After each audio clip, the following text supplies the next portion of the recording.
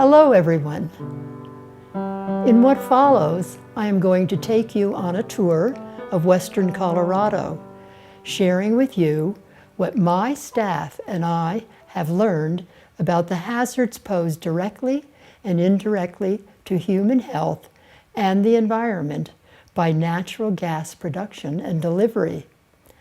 I got involved when government incentives to explore and develop natural gas in 2002 led to a company announcing that it would be drilling for natural gas on the top of the Grand Mesa, one of the largest flat-topped mountains in the world, and what my county and other counties consider our watershed. At that time, natural gas operations had already increased significantly across the western half of the state, reflecting the administration's desire to become less dependent on foreign energy, and the administration announcing a moratorium on the use of federal environmental laws to regulate natural gas activity. Then there was another surge in natural gas activity after Congress passed the 2005 Energy Appropriations Bill with a clause that made official the administration's moratorium on the use of the Clean Water Act, the Safe Drinking Water Act, the Clean Air Act, CERCLA, the Superfund Act, and NEPA, the National Environmental Policy Act, to regulate the industry. Throughout my talk, I will use Colorado as a model for what you might want to think about as natural gas activity commences in your region. But keep in mind that our western ecosystem is unique, just as the ecosystem where you live is unique, and modifications may be needed to best protect your health and those special features related to your life support systems, water, and air. Here you see natural gas wells on each side of the Colorado River, the source of water for over 30 million people downstream. You can also see the 4-lane west to east Interstate 70. This picture looks to the east, where you can see the haze over the mountains up towards Aspen. Out here, the weather moves from the southwest to the northeast under most conditions. And you should be thinking about the weather patterns that are specific for your area as we move through this talk. This picture was taken several miles downstream from the last picture, showing how gas activity spreads. You should be able to see the Colorado River in the bottom left and right-hand corners of the picture, with I-70 as well. Here, there is approximately one well pad on every 35 or 40 acres. Today, in Colorado, as in Wyoming, you can find one well pad on every 10 acres. And if you look closely, you will see that each well pad has an open evaporation pit, something that the state of New York, for instance, does not allow because the evaporation rate there is so low. In most instances, when gas comes up from the ground, it comes up wet. And for the production life of the well, that water has to be removed and put somewhere. Here in the west, it ends up in an open pit or a holding tank above or below ground. Tanks that have to be emptied on a regular basis for the life of the well. Or the water can be trapped and re-injected on the site or piped to a central injection site. You can see a huge open evaporation pit on the side of the mountain that services the wells in that area. Large water trucks operate 24 hours a day, 7 days a week to haul the water from the pads to here, where they unload the water at the top and let it trickle down over the tiered ponds. You might be able to see the misters, the little white dots in the uppermost pit with water in it. From here on, we will start looking at 4 stages of natural gas operations where chemicals are found. Drilling, where the hole is made to reach the gas. Fracking, where the underground is fractured to facilitate the release of the gas. Processing, where objectionable material is removed from the gas. And then the handling of the waste, chemicals, and other byproducts. I show this picture because the drilling activity you see here, hundreds of feet above the road, is taking place in the headwaters of a river that feeds a reservoir several miles down the road to the left of the picture. That reservoir provides a large part of the agricultural and drinking water for the valley I live in. I could not capture all the wells in the picture because I wanted to show where this activity took place in relation to the road. The reason I show this is to point out that this activity is on private land and not in the county where I live. All the revenues from that activity will go to the landowner and another county. My county has no control over what is taking place in our watershed that lies in another county. Yet it was our county that had to put up with the huge trucks hauling gravel, sand, and water on a narrow two-lane highway with no shoulders while this activity was taking place, leaving our roads full of potholes. This is not a unique situation. It is happening across the country. This well was being drilled again on private land surrounded by national forest land in the same region shown in the last picture. The reserve pit is lined with white material to hold the cuttings from the drill pipe on one side and the fluids and muds that surface during drilling on the other side. These pits are supposed to be filled in within 30 days after the well is completed. Now, if you look below the white-lined pit, you will see a larger pit still being dug for the water that will come off the gas as it surfaces. This is a vertical well, and it can take as long as 3 to 4 weeks to drill, depending on how deep the gas is and the geology in the area. An investment in a well like this is around $800,000. Now, this is a mature pad from Garfield County along Divide Creek, where a new well was being drilled.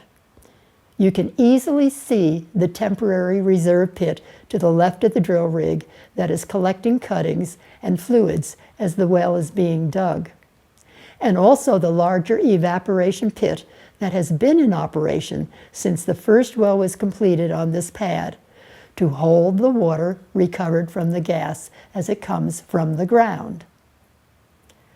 We were surprised that drilling was taking place on this pad because several years earlier, methane began to bubble up in Divide Creek and escaped from the ground in the neighborhood. A major corporation was fined $350,000 over the incident.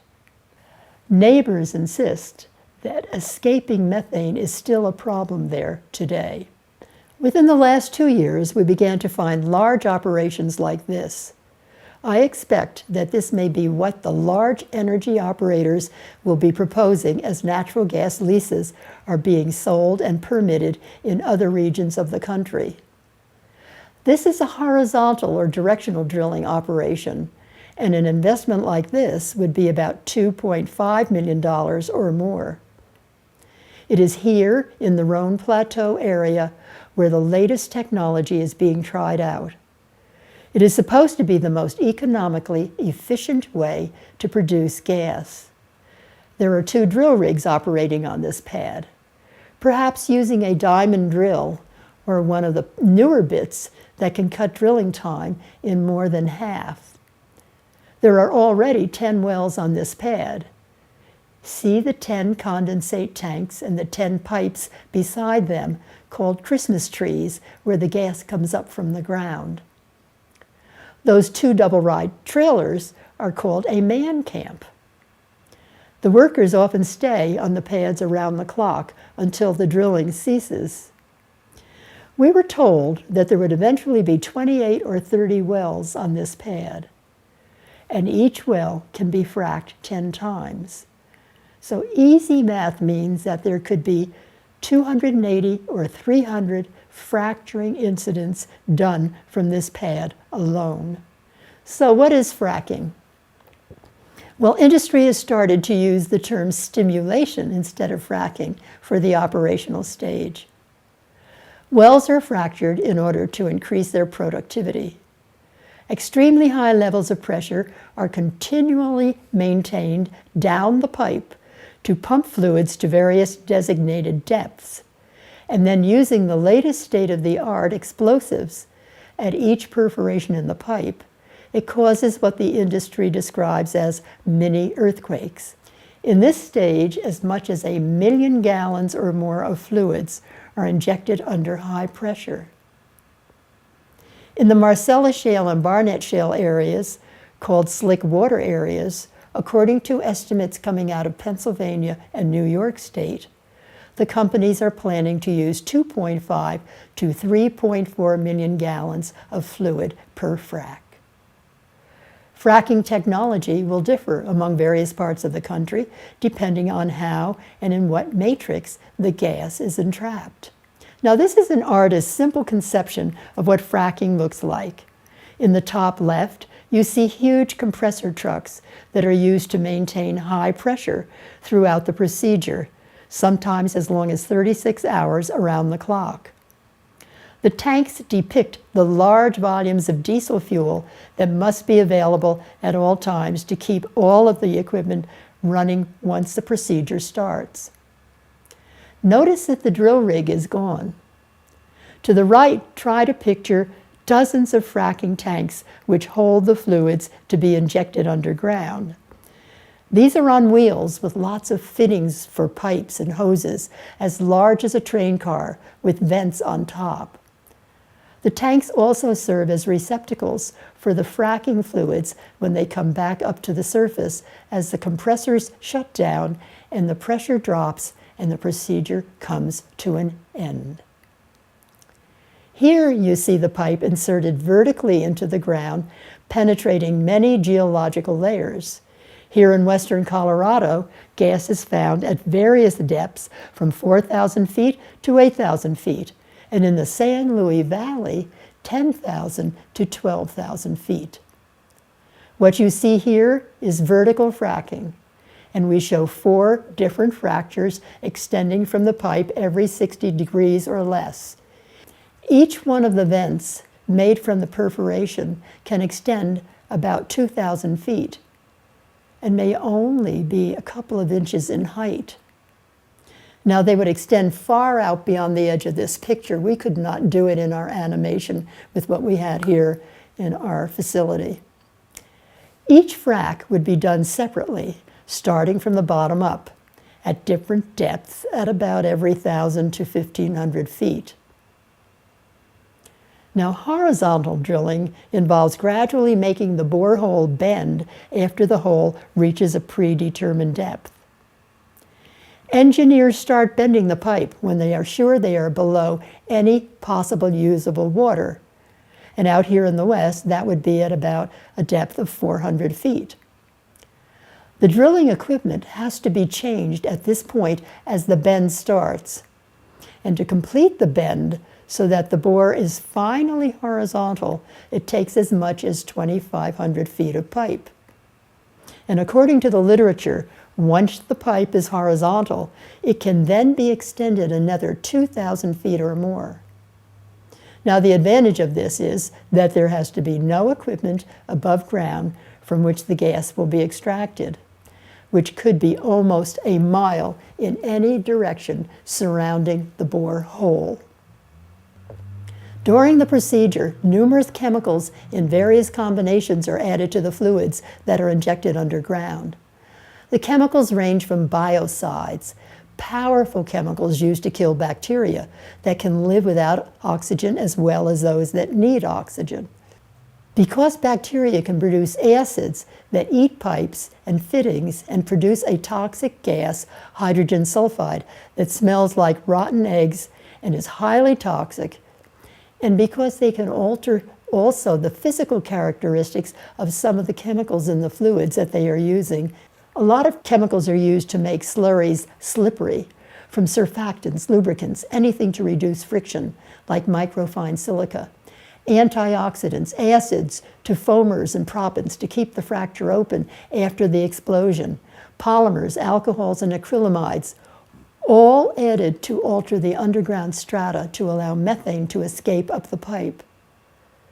The chemicals are not all added at the same time. They are introduced in stages, very carefully, worked out by engineers who may be thousands of miles away at corporate headquarters. Like drilling, it's a noisy operation with compressors running, lit up at night as if it were daytime, and can go on for 36 hours or more. If you live nearby, you might be able to feel your house jiggle at each explosive event. Large diesel trucks are needed for many purposes, like dump trucks ready to mix in sand. You will see dump trucks and fracking tanks atilt. They need the tanks to hold the fluids for the frac and later collect the fluids that come back up to the surface after compression stops. There are lots of pipes, lots of hoses. With smaller operations, there are 42-gallon drums of chemicals sitting around on backs of trucks with chemicals ready to be mixed into the slurry. Estimates range from about 20% to 80% of the fluids injected underground during fracking are recovered. But so far, we have not been able to find a publication where actual volumes were measured or ingredients analyzed and quantified. The recovered water can be re-injected on site or hauled off to be re-injected at a central site, or in the West, at times put in open evaporation pits. No fluids were recovered from those wells I showed you up the valley from my home. Now here is an actual fracking going on. And I've gone back to this picture because it gives me the opportunity